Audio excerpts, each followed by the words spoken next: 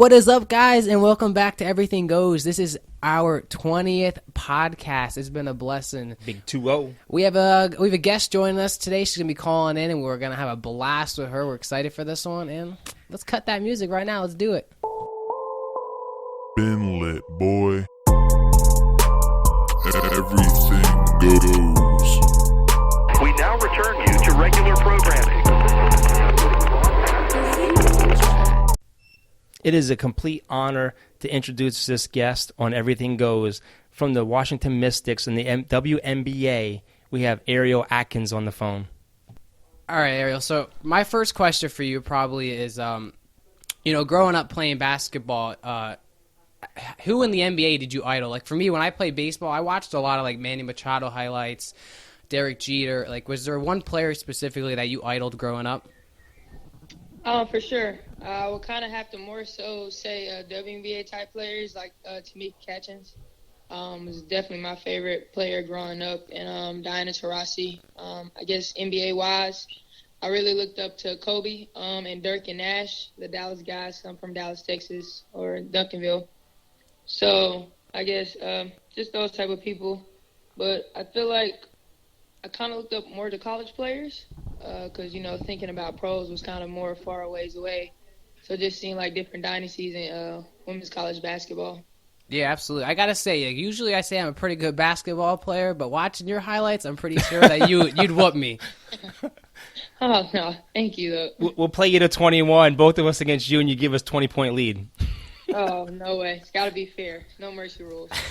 What is it about Duncanville? I mean, I listen to 105.3 The Fan out of Dallas every day at work, and they're always talking about Duncanville. Is that like the mecca of sports? I'm biased, so I'm going to say yes. I went to Duncanville.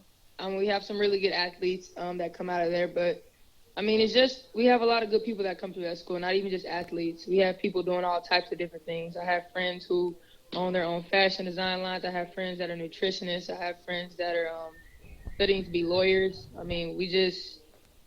We have a lot going on. It's one high school in the entire city, so wow. I feel like we're destined to kind of have some great things come out of that. That's awesome. Wait. Are you a Cowboys fan? I am a Cowboys fan. I feel like that's a birthright. Yeah, absolutely. He's a big Cowboys fan. All right. Cool. See, we live in Eagles country, so it's hard to be a Cowboys fan up here, but I love it. I can only imagine. I meet a very few people that are Cowboys fans out here in D.C., and it's kind of weird to see it, but it's a thing. All right, since we're on this subject real quick, are you on Team Dak or are you on Team Romo? Ooh, that's a tough one. I feel like I'm a Cowboys fan, by birth. My grandma, my father. So I'm not really on, I guess, choosing sides. I'm just more of the game is on and we really have to watch it type thing. That was a good answer. You sound like my other son, Noah. He's a Cowboys fan, too, and we argue about this all the time. Yeah. So I'm assuming you're a Romo. Yeah. Yeah. I like Dak, don't get me wrong, but I just wish Romo had the team that they have now. Yeah. I feel like he could have done some great things with it as well. Yeah.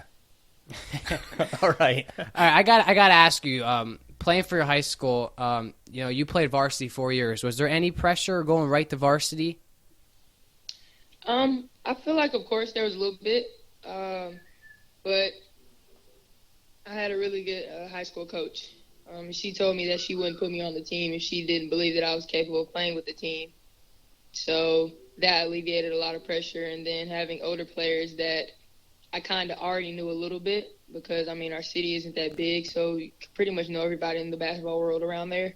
So kind of knowing them and watching them play since I was in high school gave me, I guess, a little bit of cushion to be okay in the sense that I didn't feel pressure as far as getting along with him and different things like that. But kind of going straight into it as a freshman was really tough because, I'm this little scrawny kid who's super shy, I guess. Not really shy, just quiet. And playing with these big girls. We had my freshman year, I think we had 4 girls that were over 6'4". Wow. And so for me, yeah, that was kind of a wake-up call, You get in jump ball situations and box outs, and it's like I'm getting thrown around a little bit. So. Now, were you one of those kids that no matter where you went, you always had a basketball in your hand? because that's how I was. I mean, I was horrible at basketball, and the only way I could get better was by, no matter where I went, I was dribbling a basketball. I even had a name for my basketball. Oh, wow. So I was not that kid. I would say most of my days were spent around basketball. So I guess the moments that I wasn't around basketball was pretty much with my family, and we were like joking and laughing or playing some type of games. I gotta ask you, being ranked the number one guard in your class, I was asking him before we turned this podcast on. Out of all the schools you probably could have gotten into, why'd you pick Texas to go to Texas? So Texas is just a great school, period. I feel like on both ends. I knew that once I graduated Texas, that wouldn't be the end of me in Texas. It's a lifelong commitment when you go to a school of that caliber, academically and athletically, and as far as networking and the people that were there. And also something I prayed about. I feel like I was led to that university. And, of course, you don't really know what the impact you have on something until you leave. So being able to just kind of meet a lot of different people and build the type of relationships that I was able to build, I'm really glad that I followed that spirit leading, I guess, that kind of God gut feeling is what I call it. Yeah, absolutely. Did you have a lot of colleges like hitting you up for commits? Yeah, I think towards the later end of my high school career, though, in the beginning, it wasn't very much. It was mainly local schools. And then toward my sophomore year and midway junior year, it was more out-of-state schools, I guess. But before my senior year started, I committed to Texas because I didn't want that to be in the way of me just stressing about my last year of high school. I wanted to enjoy it and really be able to hang with my family and just have a good time and enjoy my city for my last year. That's awesome. Yeah, it must have been nice, too, to stay in Texas also. What was the University of UConn on that list? UConn did not offer me. Wow. Yeah. Their loss, huh? I mean, but it is what it is. I think they turned out all right, too. Yeah. But you had a great college career. I mean, from freshman on, your stats got better every year. How much time did you spend, like, in the gym, working on your game, like extra shots? Because everyone talks about your basketball IQ, and your energy level is off the chart, according to your college coach, and everyone that talks about you that knows you says you're like one of a kind. I kind of have to test that to my family a lot. They really hold me down and keep my head steady. And when things weren't going well, because a lot of people only see the on-court. That's what they see. And they see the stats or they see the few tweets or Instagram posts that, the program posts about the kids, but what they don't really see is the behind-the-scenes things. Like, kids are stressing about school. You got friendships, the very minimal social life that you do have. It sometimes stress you out. You're missing a lot of family time back home. Things are going on that you really just can't help with, because you got to go to school and then you got games. And, I mean, it's just a lot. So I think the free time that I did have, I found a way to get into the gym and be intentional with it. A lot of things that I talked about with two of my huge mentors that was at Texas for me was Coach Tina and Fran Harris, and they were just really big on me being intentional about what I was doing. So that really helped a lot. How was it? I always ask a lot of the athletes that come on about this, playing in a college environment. When you watch these games on TV, just hearing how loud the crowds can get and being on the road, and how is it just the environment in general, playing in front of a crowd like that for your college? It's so much fun. I'll try to put it into words, but just the energy in the building, especially during March Madness. People are crazy. People are insane. Some of the things you hear aren't so nice, but some of the things that you hear from your fans are really awesome. Just to see the support and to see you got fans that'll travel, to the ends of the earth just to come watch you play, which is absolutely amazing, and the support is awesome. But the love for women's college basketball, in my eyes, is crazy. People are really diehard fans. Yeah, that's awesome to hear. Was there any team in college that you always circled on a calendar and said, yep, this is the team I want to play, this is the game I want to be at my best? Is like anyone that stood out, any rival? We definitely had a rival. I wouldn't say I circle things on my calendar because, you got to take every game that's serious. But we definitely had a rivalry in Baylor. And I would call it a rivalry because they've been the best in our league for some time now in college. and they just won the national championship this past season. So congrats to them on that. Yeah. I mean, you always want to play the best, and you know that you have to go through them to get a championship, which I was not able to do with the teams that I had. But I knew that every time we played Baylor, it was going to be a war. But it was nice to finally see someone beat UConn. Well, yeah, I mean, everybody wants to talk about that, but I mean, they did. I mean, UConn earned it. I mean, their dynasty, their legacy. I mean, they had some insane teams. They were just, I mean, they were really well coached and they played so well together. I mean, what can you do? Yeah, it's true. Yeah, and like he said, you had a crazy college career. But at what point while you're playing does the pros become real in your mind and become an option for you? It's definitely something I thought about going into college.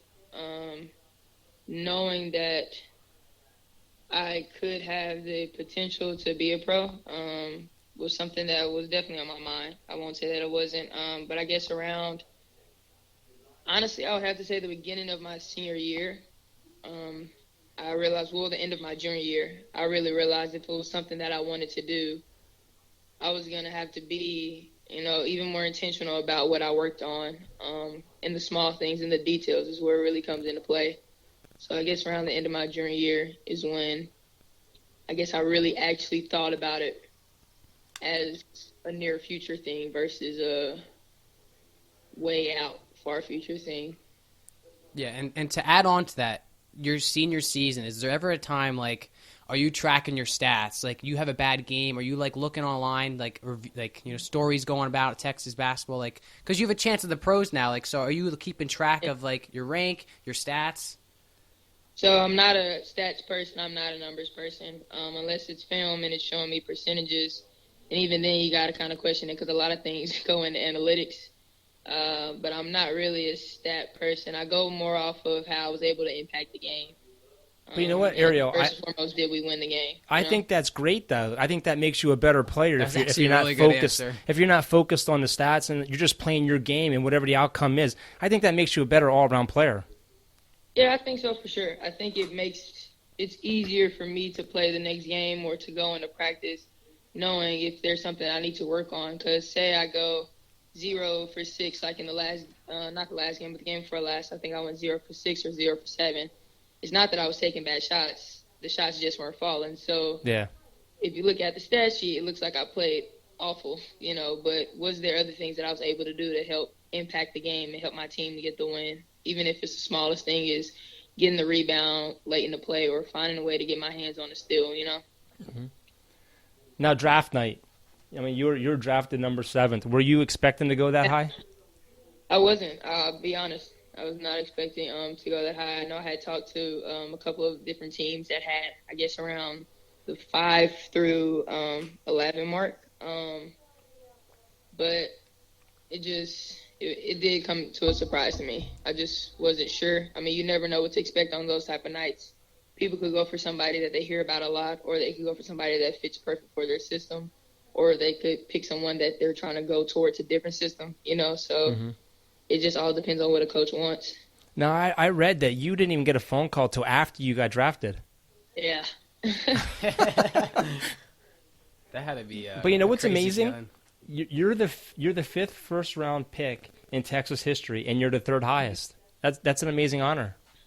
Yeah, absolutely. I mean, it's not like we have had some greats go through our program back at Texas, and that's another thing that I saw. That Texas uniform, it carries weight, regardless of kind of how things went for their season last year. I mean, they'll be doing better this year and in the years to come. But that uniform holds weight, and you'll see that if you ever just go visit our facility. We have the greats everywhere, all over, just to remind us that this is who came before you. And to me, it was kind of this is a capable of who you are becoming. Now, how different is the game in the pro level compared to college? I mean, college, you traveled, but now you're traveling a lot more. Is it more crazy, more insane? I would say yes and no. I think in college, I had school to worry about, but I also it wasn't technically a job. But then now in the pros, I have a lot more time to focus on my craft. And that's just being an all-around pro, not just a basketball player, but what can I do to make myself better on the court? Like, what off the court can I do to make myself better? And so that's been interesting to kind of learn and figure out. Mm-hmm. How are you enjoying the pro level? Is it everything that you hoped it would be? I'm really enjoying it. I mean, to be honest with you, I try not to go into things with, like, crazy expectations because you really just don't know. I mean, you get all these different stories. I mean, because everybody's experience is different. You know, not one experience is the same. So I just kind of, like, heard all the stories. I listened, took it in, and then just came in and tried to have my own experience. Well, you know what's amazing? You know, when they drafted you, I mean, you weren't expected to start. I guess they wanted you to learn the system, but then once you got on the floor, you showed that you were ready, and then your team went to the finals your first year. Yeah. I mean, that has got to be a joy.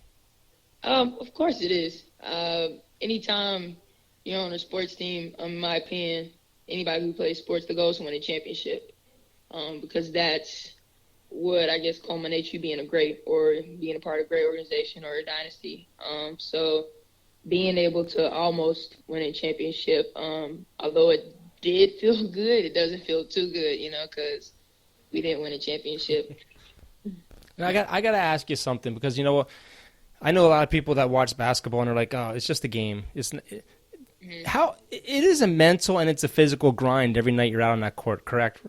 For sure, absolutely. I mean, you're out there, especially if you're on the road, you have people screaming in your ear. I mean, basketball is the only sports where the fans are basically right on top of you. Yeah. So you don't get a break from it. If someone's behind you, you're there the whole game. And if you do a bad outing, do you ever find yourself in the gym after a game taking extra shots?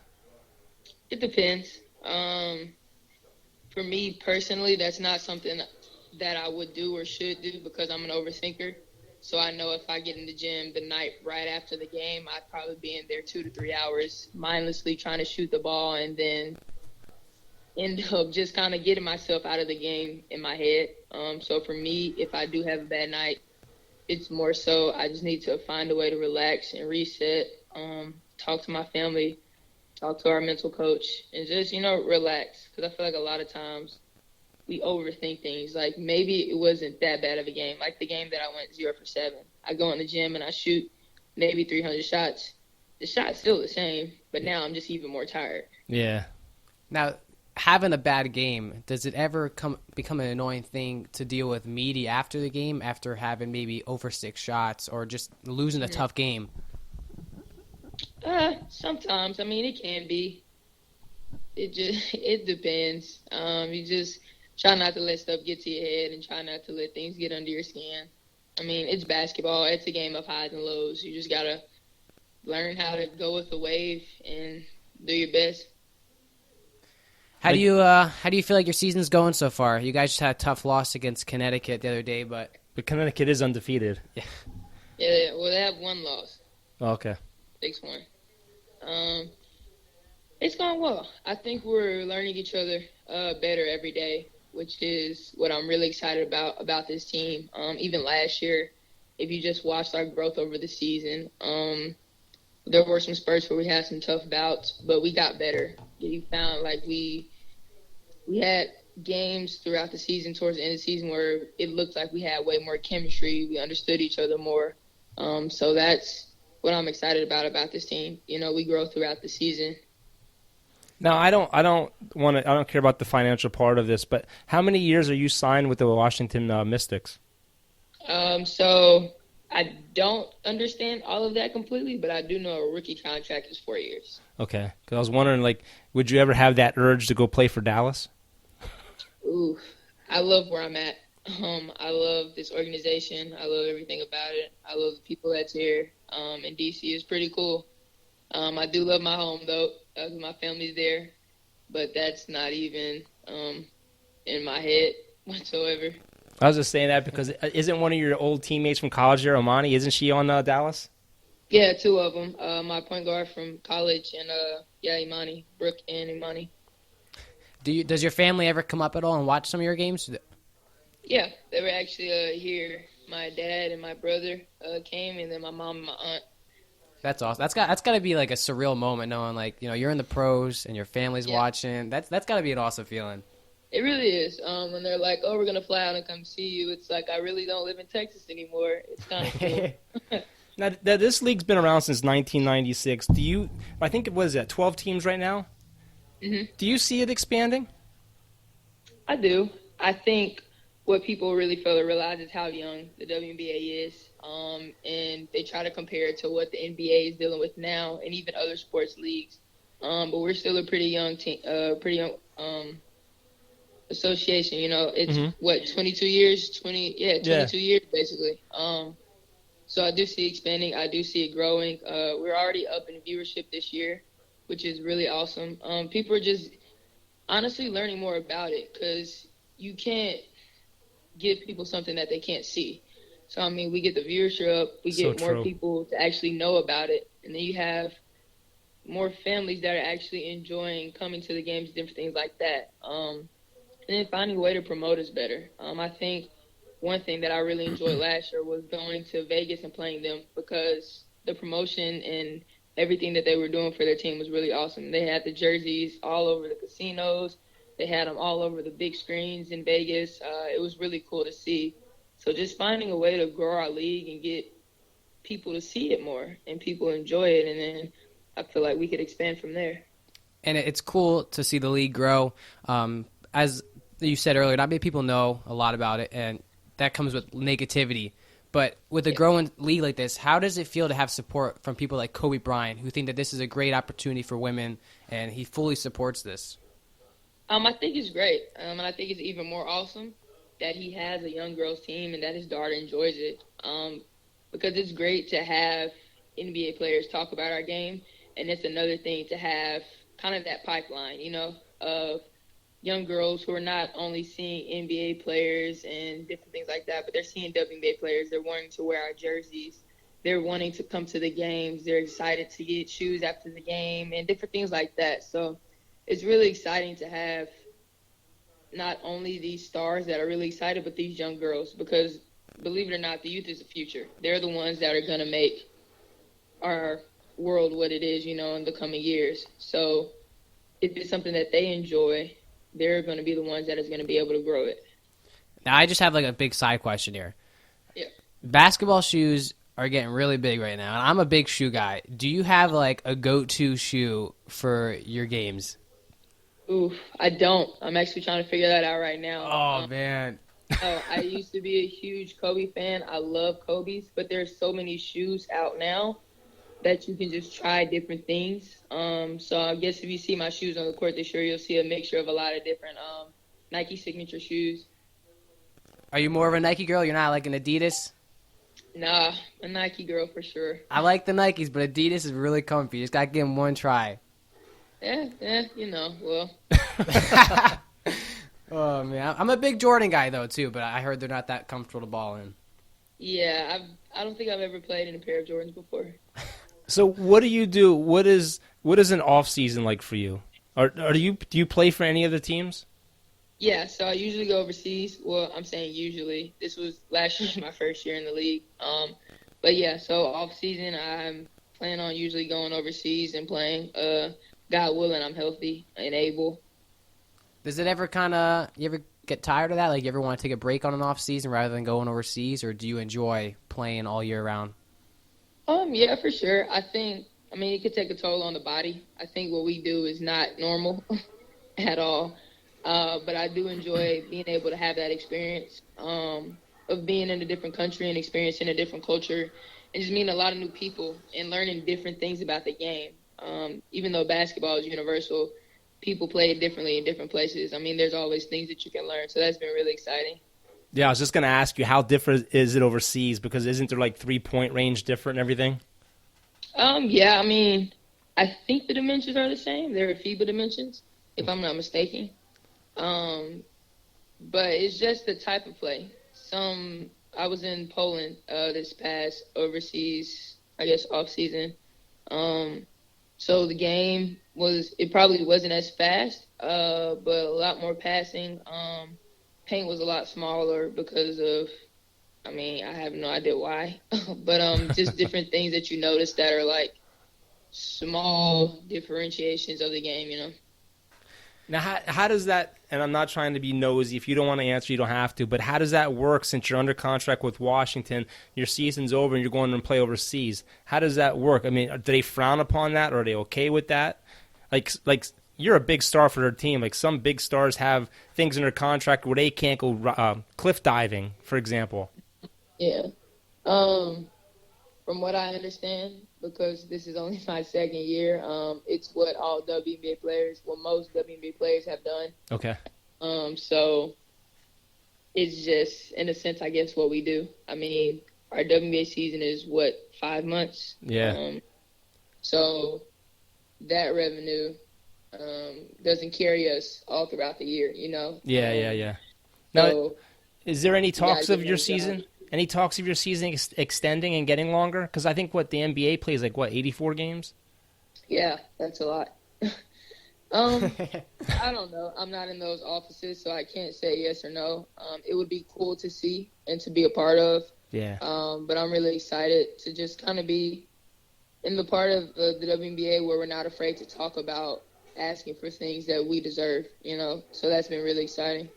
You know what would be really cool is if, the NBA, they have their all-star game now where they draft players. If they actually had the WNBA and the NBA have an all-star game together, That'd be pretty cool. that would be cool.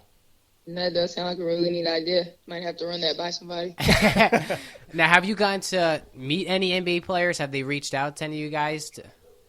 I mean, you go to school with some of them, and you know some of them are from Dallas. So you kind of know them. I can't speak for anybody else. I can just speak for me personally. I mean, they're just normal humans, you know, that happen to be in the NBA. Mm-hmm. I mean, well, they're not normal humans. What they do is spectacular. Yeah. Yeah. But, I mean, they're just people, just like you and me. So, yeah, I mean, some of them are really cool. I mean, we have a facility with the Wizards, as you guys probably know. We just got a new facility. So just walking around with them and interacting with them. I mean, they're cool people. That's awesome. I got to ask you something about the NBA and just the sport of the game, the way it's going. Mm-hmm. Do you think that they should let these players play more and not blow the foul, like the whistle's blown for anything anymore? Do you think that they should be a little bit more lax on that and make the game a little bit more interesting? What do you mean? I'm sorry, I don't understand. A lot of times, you'll see a Kawhi Leonard drive down the lane and he just throws his hands in the air and it's a foul right away, and there's little to no contact. Do you think that these officials are jumping the gun by blowing the whistle so much? You know, that's a hard one. Because a lot of basketball I'm playing, if you notice, there's some blind spots on the court where you can't see. You know, if you're sitting in a certain spot and then they show it on the Jumbotron and then you're like, oh, wait a minute, that was a foul, you know? So I can't really say anything about that because I know refs try really hard. Yeah. Some of them do, some of them don't, you know, it's life. But you can't really make that call because you still do want to protect the players. You don't want the game to get out of hand. And it's a lot of emotions in sport. So I feel like it could get out of hand quickly if things aren't taken care of. But I'm not a fan of a whole lot of fouls being called. Yeah, I think it's better for the game if they let them play. See, I grew up in the era of the bad boys of the Detroit Pistons where, if you drive the lane, you ended up on the floor, then it was a foul. I got to ask you one more question. It's completely different from what we're dealing with today. I would Yeah. say that. This is a little silly question, but since you shoot three-pointers and is James Harden, when he does that step back, is that a travel? Ooh, I don't know. I mean... Or is that a Euro step? I like to call it the NBA two-step. I got to ask you real quick, though, before we let you go. Watching the NBA Finals, are you rooting for either one of those teams? I'm not. I hope it's a good series. I think it's been a good series so far. If Toronto doesn't take it tonight, it's going to be really tough to pull that from the Warriors. I'm a big Steph fan. I'm sad to see KD get hurt, but I'm rooting for Toronto since it's their first time. I'm kind of rooting for them. Yeah. Oh, well, all right then. We're Sixers fans. We don't have much to cheer about right now. We're in limbo. Man. We don't know what fans. we don't know what's going to happen with our team because we gave a lot for Butler and Harris, and we don't even know if they're coming back. Yeah. Well, it's a good team, though. They're a good team. Yeah. Good luck. All right. We appreciate you joining us today. Really, we do. Oh, yeah. No problem at all. Hey, we wish you good luck on your season, and it's Yeah, been awesome having you. And if you guys make it like to the championship and we hit you up, maybe you'll come back on again and talk about it. Yeah, for sure. I mean, that's the plan. Hopefully, we'll get there. All right. All Thanks right, a it was lot, nice Ariel. talking with Thanks for everything. Nice talking to you guys too. Have a good one. You too. All right. Bye bye. That was an amazing interview with Ariel Atkins of the Washington Mystics of the WNBA. Great interview. Yeah, she's a guard, and she's been killing it. She literally would whip my butt one-on-one, like, no lie. Like, she's that good. I love the fact that she doesn't care about her stats, and she puts everything towards just being a great team player. What can she do on and off the court? You don't hear that a lot from pro players, and that's amazing. I wanted to ask her what her view was on the whole Kyle Lowry thing. That's what I was trying to say. Well, I kind of got into that. With them, they're the only sport where the crowd is literally right there, and there's nothing preventing them from harassing them the whole game. I mean, they're right there, literally inches away from the bench, which I don't agree with. I think they should be able to push them up Have like a further. glass wall or something, like a half glass wall or like, something. and like I said, most of those places they play in hockey arenas, they have walls there. Or just push them up. Don't sell the seats down there. Yeah, it was a good interview. But now we can talk about some other sports right now. I just want to spit this out here real quick because there's a lot of Yankees players that are rehabilitating right now. In your view right now, who is the most important Yankee that should come back right now? Severino. We need pitching. It's funny. That's what the intentional talk guys were saying. They said Severino too. Yeah, we need pitching. And I was looking at the Yankees farm system today, and there's a lot of guys in the single A and the Class A that are coming up that are amazing pitchers. ERAs under 2, where it just comes to a point where we got to figure out what we're going to do. You don't want to give. I mean, I want Stroman. But you don't want to give a team in your division some of your best pieces of your farm system, which makes it hard. Yeah. And I don't want Bumgarner because his ERA is elevated. I just think we have got to get healthy. We lost Betances now for the year. I'd want to say it's Judge that I want just because he brings so much charisma to the team and he's 30, 40 home runs. But I think right now, with how our pitching is going right now, it's Severino. But like again, I mean, we're scoring runs. We're scoring runs without these I know. players. But I mean, you think about Judge coming into our lineup. I mean, but it's not that I don't want him, but we need better starting pitching. The thing with Severino though is you just gave him a max contract. So I don't want to rush him back, and he worsens that injury, and it causes him to miss even another full year. My thing is our last 10 games, it's like we went back to where we were in the beginning of the season when we were 6-9, where our starters weren't doing good, our bullpen was blowing games. That's where we're getting to again. Our bullpen has been used a lot. We don't have that fifth starter, so we've been starting Chad Green, pitching him 1 or 2 innings, and going right to our bullpen. Steven Tarpley is a great pitcher. They're using him as a closer right now. They use him for 1 or 2 innings. They should give him a chance to start. We could use Dylan Betances. I mean, Rudy and I, we talked about Chance Adams the other day. He came up. He got lit up a little bit. I don't know. I don't know what they're going to do. But trading is dangerous because you don't want to trade away a lot of things.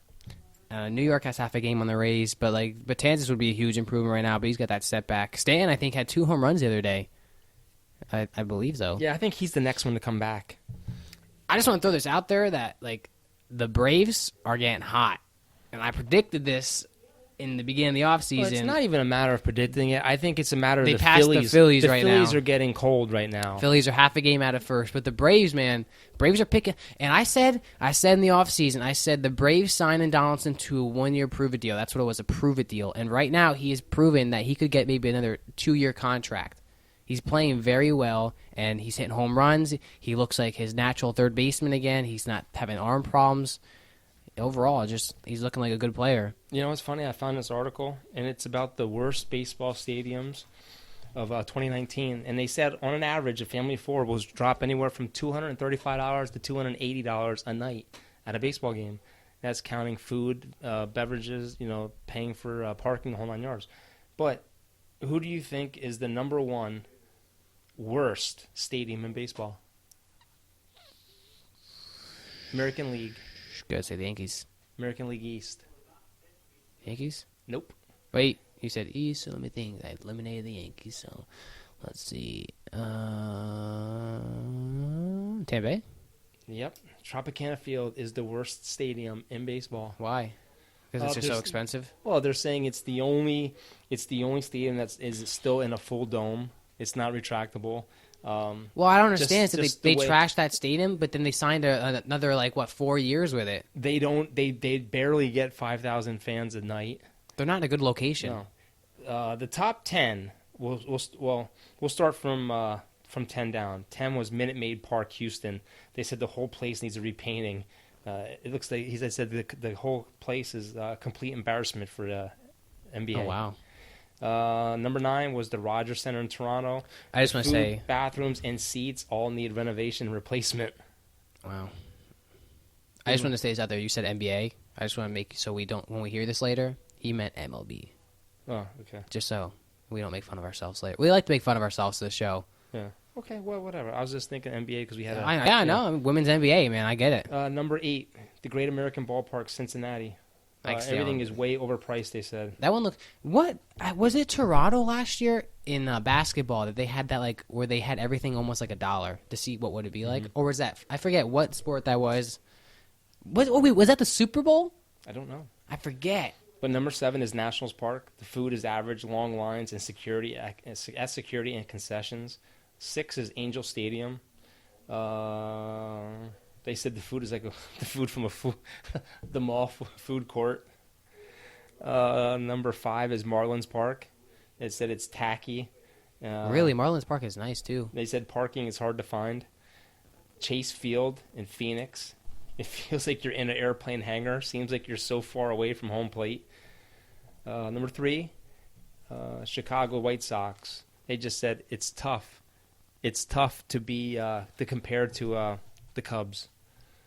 Number 2 is Oakland because the stadium's 53 years old and it still has football lines in it. Football lines when Oakland played there. Well, I wonder when Oakland gets their new football stadium.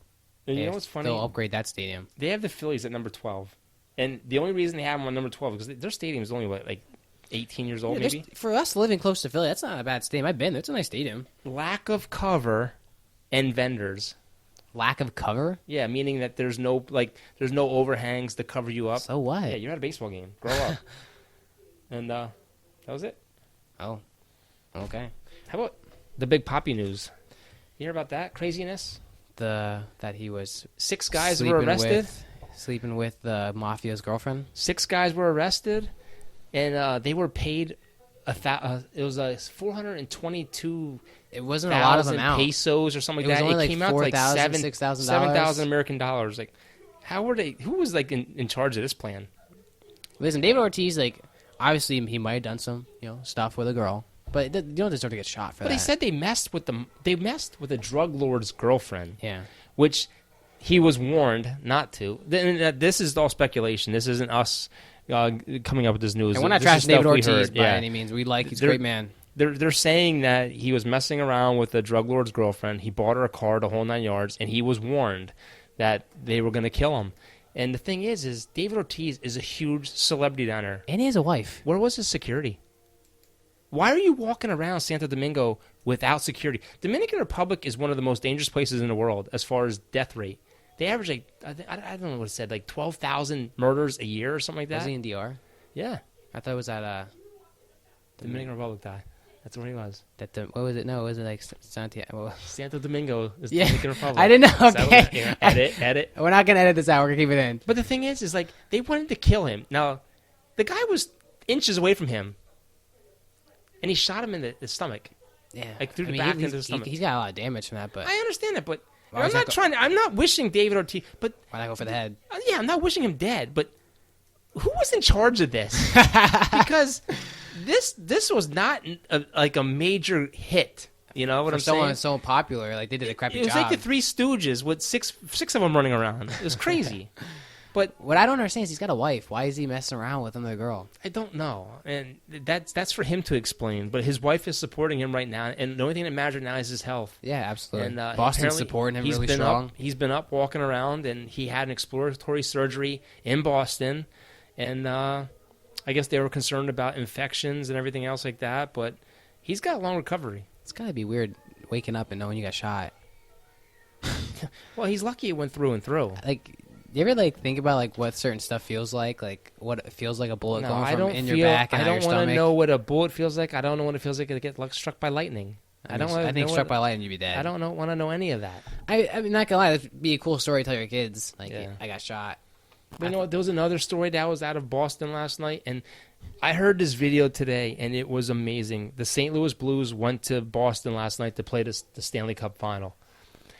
And there's this little girl. She's an 11-year-old girl from St. Louis, and she has a condition where it's going to be fatal. She's going to end up passing.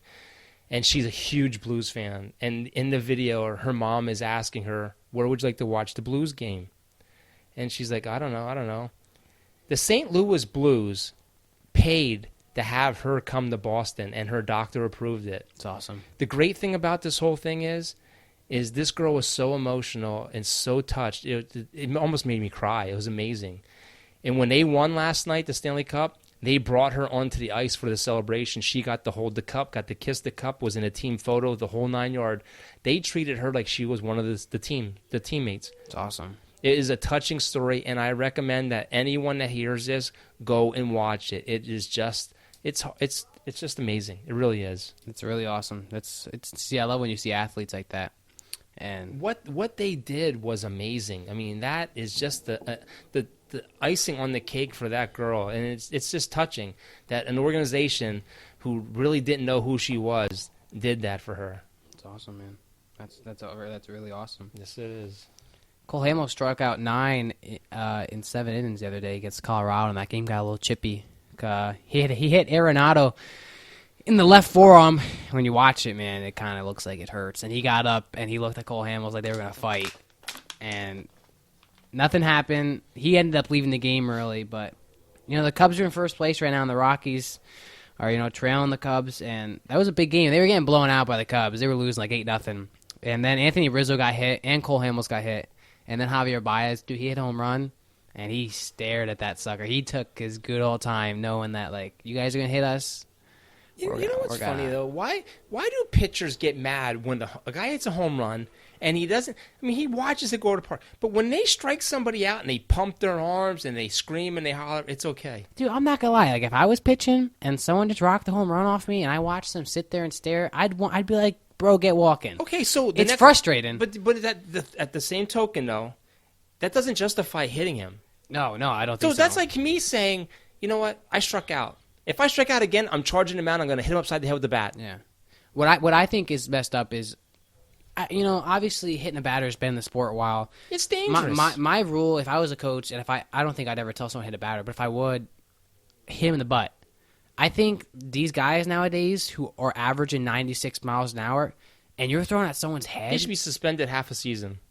you could kill somebody. Look what happened to Kirby Puckett. You hit someone in the arm, you could break their bone. Look what happened to Kirby Puckett. He got hit in the eye, was blind, ruined his career. It was done. I just think they take it like what's crazy is okay, he hit a home run. Look at I sucked, okay, so I'm going to take my suckness and I'm going to hit this guy now. Look at the damage that's done to a pitcher when he's hit by a line drive, and that's only about 10 miles an hour faster maybe. The impact that it does when it hits him in the head. Now imagine that guy throwing 90 to 100 miles an hour and hitting him in the head, a batter. It's not right. I think when that happens, they ought to be suspended for half the season. Dude, yeah, I agree with that. There is no reason. Unless that guy is standing at home plate until the ball goes over the wall, there's no reason. No reason in the world for a guy to use that ball as a weapon. Even if you hit them in the hip, or that 98 miles an hour. I remember when Machado fought Ventura, he got hit in the hip, and even walking out the mound, dude, to fight him, he was limping. That's no different than a hockey player taking a stick and swinging it out of anger. Because your goal is to try to hurt somebody, and that's their goal when they're throwing a ball at somebody. I'm not glad someone threw a 98 mile an hour fastball. I'd probably charge the mound. Yeah, you might as well, because by the time you get there, you might get one punch, and that's about it. Everyone blocks it. Yeah. So you might as well make it good. But I think that they need to change that. I really do. I saw today that Kemba Walker, he's going to be a free agent this year, and they're expecting he want a max deal. Dallas Mavericks are talking about getting him. No, but he said to the Hornets organization, I'm willing to take a pay cut to stay with the team. And I said to Noah, because he was reading me that, I said, that right there is a player that will get my respect. The thing I heard today is the Lakers offered today. You just go from the Kemba Walker to the Lakers. I want some input right there. I don't have no input. This Kemba man, Walker, I don't care about this Kemba man Walker. shows respect for his organization. You don't see many people with loyalty nowadays like that. Yeah, but I heard something today about the Lakers. The Lakers offered Lonzo Ball and Ingram. Yeah, I cut you and the off, didn't I? 4th round and the 4th pick overall for Anthony Davis, and they're considering it. But the Pelicans really want Kuzma, and the Lakers are not willing to give up Kuzma. Yeah, but I'm not gonna lie. They're doing a study right now of what can they get with that 4th pick in the draft. That's what they're looking for. If I was the Pelicans, if you're going to draft Zion, and you still have Drew Holiday, you can get a good shooter at Lonzo Ball and a good player. Not many people like Lonzo Ball. Lonzo Ball gives it his all. And you also get a good shooter in Ingram. Well, I said to you the other night, Lonzo Ball is a starter on most teams, not all teams. You told me you want him on your bench. Yeah, on the Sixers, he's the 6th man. He's coming off the bench. I like Lonzo Ball. If Mike Scott's there, then he's not coming in until after Mike Scott. If I'm the Pelicans, Anthony Davis wants out. He's not going to stay. He doesn't care if you're getting Zion. First of all, I don't want the Ball family anywhere near Philadelphia. Yeah, but Lonzo, he's really like having his dad back off because he knows how annoying his dad's been with him. Yeah. And you don't really see his dad or hear his dad much anymore either. That was just like a... That's because the kid threw his dad's sneakers away. Well, no, I read into that. There was like the guy they were working with was like screwing them. And now LeVar Ball is trying to like still run that company, but someone inside their circle like was screwing them bad. How about the other news? Kyrie Irving? Dude, he was trying to go to the Nets. Bad. He got rid of his agent. He signed with Rock Nation today. And Jay-Z. And he's trying to go to the Nets. He said But he's trying to make a Jay-Z deal is with no them. longer part owner of the Brooklyn Nets, although Really? he's good. He had to sell his share because he's now an agent. But how about Wait, to go back to that though, like, do you think if they sign Kyrie, are they going to re-sign? D'Angelo? Yeah. No, I like to see D'Angelo come to the Sixers. Oh man, dude, I was I would love watching. that. Watching. If they let JJ Redick walk and bring D'Angelo in. I was watching Stephen A. Smith and the other guy, whatever his name is. It doesn't matter. Our show is better anyway. That's because everything goes. And he said, if I'm the Sixers and I need a shooter and I need to pick Simmons or Embiid to build around, I'm trading Embiid. And I said, that's exactly what I said. Not to be mean. Like, I love Embiid. He's the heart of the city, and he backs up our coaches. But Embiid's been injured like 2 times, and Simmons is just more of a monster player. Yeah. Could you imagine if we got Russell to play with Simmons? Yeah. Russell can shoot. Simmons can dunk. The Sixers need a point guard that could average 20 points a night. Can you imagine we kept all 3? Yeah. And instead of signing Jimmy Butler, we signed Tobias Harris and we got Russell. The problem with the Sixers right now, and the problem they have, is they have too many pieces they have to sign. Yep. If they give Jimmy Butler and Harris the max deal, there's not going to be enough money to extend Simmons. And so next year, they're going to have another problem. What are they going to do? So are you going to trade Simmons away then? Because you're not going to have any money. I said to Noah, if I had to pick between Butler and Tobias. No, I said if we can at least, say Butler walks, if we can at least get Tobias, you're still a playoff team. And you still have Simmons and Embiid. I mean, think about it. You made it to the playoffs without Tobias and Butler. Well, if you can at least keep Harris. I don't know what to think. I mean, we're only 7 days away from the draft. I don't know what to think about those two because they're not really saying anything.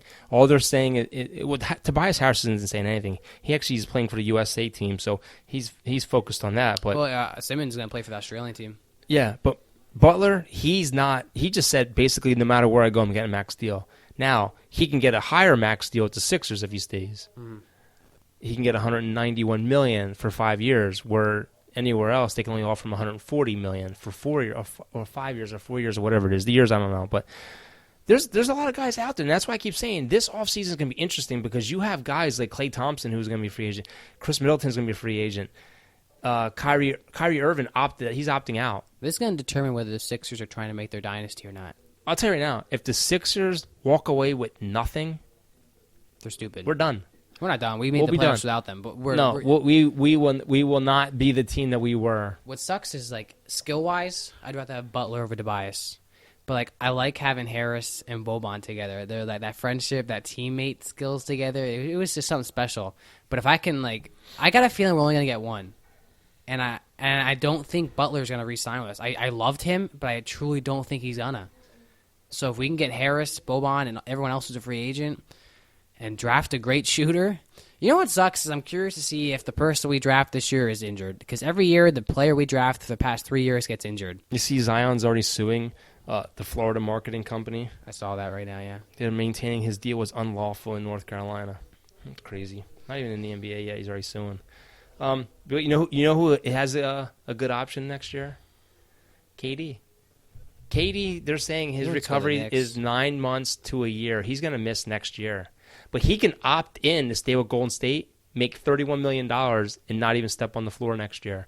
And then the following year, get a max deal somewhere else. That'd be the smart thing to do. Yeah. I mean, there's still teams interested in taking him next year.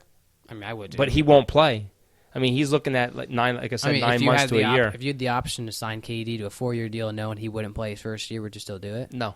Are you kidding me? Look what happened to Embiid. Embiid missed his first 2 seasons. Look how great he turned out. I understand that, but you weren't paying Embiid anywhere between $30 and $35 million to $40 million. He's one of the best players in the NBA. Okay, yeah, he was.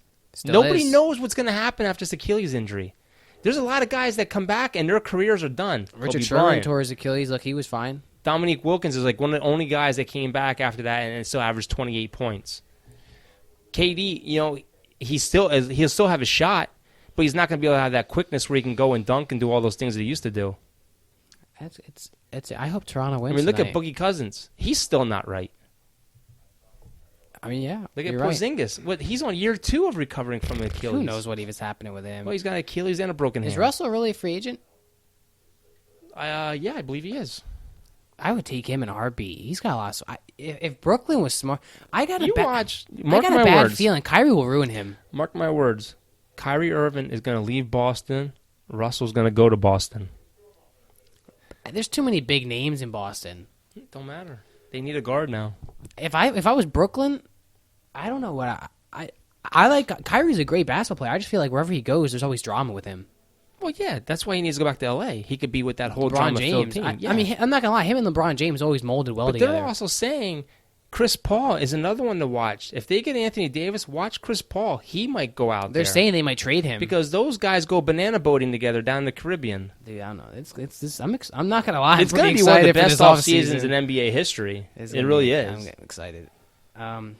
Let's talk about women's soccer. Dominated 13-0 against Thailand. It was a record at like 8-0. People were bashing that. But you were bashing that. No, I was not. Oh, I walked in. You're like, that was kind of no. You stick your foot to the pedal because you're representing the United States, and you freaking show them. It's not even a matter of that. It's a matter of goal differential. The bracket they're in right now, the group they're in, they're all going to play Thailand.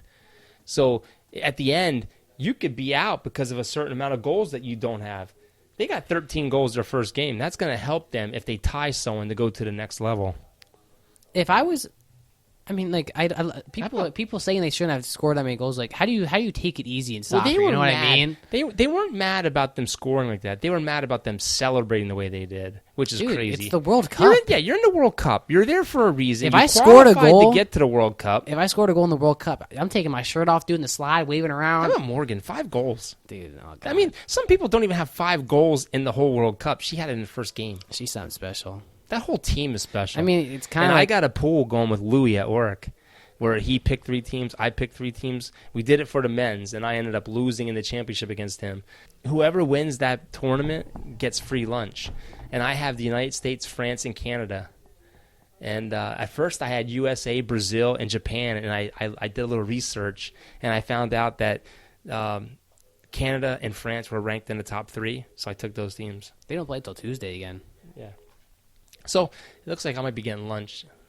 I feel like I would love to have Alex Morgan's position. Like, all you do is you stand by the goal, and like when the ball just comes in, just tap it in. It's a lot more than that, though. I mean, I know, but in simple context, soccer is the only sport where you really don't get a break. No, you I run up and down that field for 90 minutes. I'd pass out. I'd be like, crazy. Where's my inhaler? It's crazy. That sport, it takes a lot of stamina to do. Absolutely.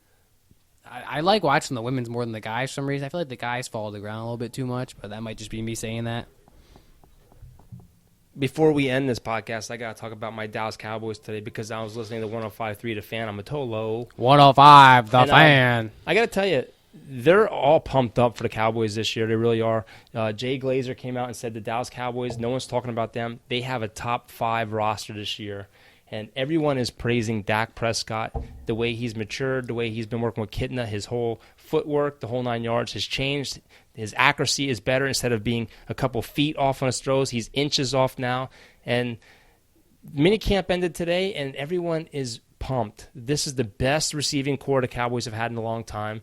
Randall Cobb is a complete stud, and I think it's going to be great this year. I'm just so excited for the year. I keep forgetting you have Randall Cobb. He's going to be big for you. you. The defense is stacked. We have Quinn on that side, and they said Quinn and Tyron Smith have been having such amazing battles.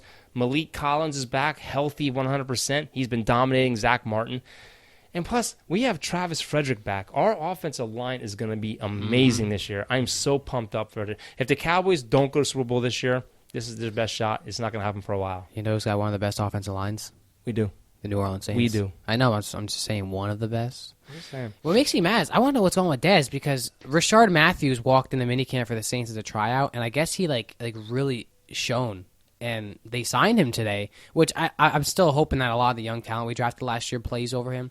But it's like I doubt they're going to sign Dez now with the young talent they have in Rashard Matthews, who is a speed master. Which I think Dez Bryant's done. I mean, he looks good in his videos. Yeah, I know, but it's a different story when Dude, you're out there. If I was Dallas, I'd pick him up right now. That'd be a huge momentum boost. No, we don't need him. You don't. We have red zone threat. We have so many receivers now. We're loaded. When they make that cut from 90 to 53, it's going to be difficult. There's going to be a lot of good people. It's going to be hard as a coach to figure out who to cut. A lot of good people that are going to be cut on the Dallas Cowboys. Anybody that gets cut from the Dallas or Saints, if you want to come on to the show. I mean, you think about it. We still have Tavon Austin. We have Allen Hurns. We have guys on that and on Noah Tavon Brown. Austin hasn't been useful though. He's never been healthy, but I guess it's not even that. It's just since he left the Rams, they didn't really use him right. No one else really used him right. He's a fast receiver, but he's injury prone. And then they put him at running back. It's kind of like they're doing like a Percy Harvin type of thing. Yeah. So anyway, I am so excited. Brett Maher, he had an amazing camp for the last 3 days. He's been kicking better, a lot better, and God, I'm excited for football. I really am. Well, this is our 20th podcast, and it was a pleasure to have a women's NBA player, Ariel Atkins, on and joining us and sharing her experience. That was awesome. It was really awesome. I mean, we have a couple guests coming on, and this spectrum that we're talking about with sports is going to go all over the place. We have different variety of sports athletes coming on, and it is good. That's why it's called Everything Goes. We're going to open this up to everything. I can't believe we've done 20 episodes, but we just made an Instagram yesterday. It's Everything Goes T&K. So we post photos of what athletes we've had on and behind the scenes type of looks, and you know. But you know what I can't believe? We do this for fun, and we never thought in a million years we'd have an athlete on. It took me forever to get you guys to do a podcast with me. Let alone a pro athlete, and we've had 5 or 6 now. Dude, I still remember we had the big old white Thanksgiving table back up in here, and we were doing podcasts on that, and now we have these nice desks. Yeah. So we're growing as it grows, and we appreciate all the support from you fans because we do it for you guys, and not just for ourselves, but spread the word. We're getting a lot of feedback on our new beat, and like I said, it's IzzyOnTheTrack. His link's always going to be in our description, and we tagged him on Instagram. So if you need a beat for anything, hit him up. You can follow us on Twitter at Goes Everything with a Z. Also, our Facebook page, we stay up to date with that. It's just Everything Goes Facebook page. Just comment at us, guys. And Chris Dale, you did win that gift card. You just have to let us know where you want that to. And we just got to get paid first. I'm broke. So we'll try and keep that gift card like $20 for you. But okay, maybe like an Olive Garden or maybe something like that. But Barnes and Nobles, Bed Bath and Beyond. Something. So no, hit us up. Let us know where you want it to, and it could even be a Visa card, so you can use it wherever you want. Yeah, we'll get that out to you. But guys, we thank you very much. This is a pleasure. We love doing it, and the great thing is we love playing softball too. Now we have a softball family tie. Yeah, sure. That was real nice. I don't know where we're going with that, but yeah, I mean, we try to play softball. Yeah, I mean, we're actually finally playing a sport together. That's odd. No more dad on the bench yelling, and now I'm actually out there doing it. It's funny when you miss a ball and everything you ever taught me and yelled at me about, you just completely forgot about. We're not going to talk about that ball miss because you know what? I'm sure Jesse's listening to this, and we'll tell Jesse, I heard you yell, Chris, move in. And what happened? The ball goes over my head. But that's all right. It's all right. It's fun, and I love doing it. I love staying young. We're going to start doing shout-outs, too. If you guys ever want to shout your name out just for fun on these podcasts, comment on our podcast when we release them, your names, and we'll randomly pick one of you guys to just give a shout-out. You know? That sounds pretty cool, right? Makes you feel important. Makes you feel like you're part of the team. We'll shout out Joel today for my work. We've been dying to get him on. We've been trying to get Joel on to talk basketball. But Joel, if you're listening, man, Oh, we have to. How you doing? We gotta get Joel on. We have CJ. We gotta get on. We still have to get Pete on. We have a lot of people we have to get on and talk we about have a lot of sport. people. Tyler Reinhardt. We gotta get him on. Well, all We these got guys. a professional soccer you player know- that wants to come on. Yeah, you gotta come on. You gotta give your input. You can talk about your team. You can vent about your team. Seriously, we stay open. We're not big fans of some of the teams we talk about, but we do look at it as you gotta give your perspective on it. And sometimes it's hard, especially talking about the Eagles, but you gotta do it. It's funny how we try and end these podcasts. I'm thinking, yeah, we'll end this podcast in a minute. We'll say our goodbyes, and it just gets longer and longer. It's all fun though. It's good. It really is good. And by the way, the Yankees are 0-0, and they're playing the White Sox. Alrighty, guys. Well, thank you for your support, and we'll see you guys next time.